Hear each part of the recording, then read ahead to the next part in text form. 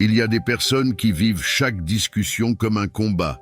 À peine un avis est exprimé qu'elles se sentent obligées de répondre du tac au tac, comme si leur point de vue était menacé.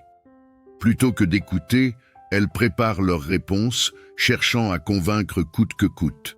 Résultat, chaque échange devient une lutte pour imposer son idée.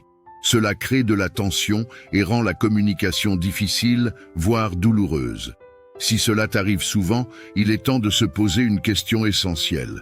Et si le problème ne venait pas des autres, mais d'une mauvaise gestion des émotions?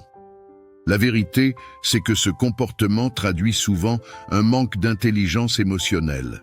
Une personne qui perçoit chaque échange comme une confrontation est généralement sur la défensive. Elle interprète une remarque ou un désaccord comme une attaque personnelle. Pourtant, une conversation n'est pas un duel. Elle devrait être un échange où chacun peut partager son ressenti, ses idées et ses expériences sans avoir peur d'être jugé ou contredit. Apprendre à mieux gérer ses émotions, c'est la clé pour transformer une dispute potentielle en un véritable dialogue. La bonne nouvelle, c'est que l'intelligence émotionnelle, ça se travaille. La première étape, c'est d'apprendre à observer ses réactions. Quand quelqu'un n'est pas d'accord avec toi, ressens-tu une montée de stress? As-tu immédiatement envie de répondre pour te défendre? Ce sont des signes qu'il y a un automatisme à déconstruire. Au lieu de réagir sur le moment, essaie de prendre une respiration et de te demander « Est-ce que cette personne m'attaque vraiment ou est-ce juste un avis différent du mien ?» Ensuite, il est essentiel de développer son écoute active. Trop souvent, on écoute pour répondre, pas pour comprendre. Cela signifie qu'au lieu de se focaliser sur ses propres arguments, il faut essayer de vraiment entendre ce que l'autre dit.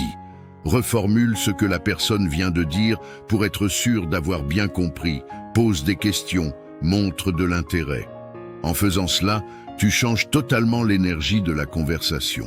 L'autre se sent compris et la discussion devient bien plus fluide et agréable. Enfin, apprends à exprimer tes idées sans agressivité. Si tu ressens un désaccord, tu peux le formuler d'une manière plus ouverte. Plutôt que de dire « tu as tort », essaie « je vois les choses différemment, voilà pourquoi ». Au lieu de dire « tu ne comprends rien », opte pour « j'aimerais t'expliquer mon point de vue ». Ces petits ajustements font une grande différence. Ils permettent de mieux communiquer sans créer de résistance chez l'autre. Et si tu veux aller plus loin, j'ai écrit 10 phrases capables de calmer une dispute de couple. Télécharge-le gratuitement via le lien dans la description de la vidéo.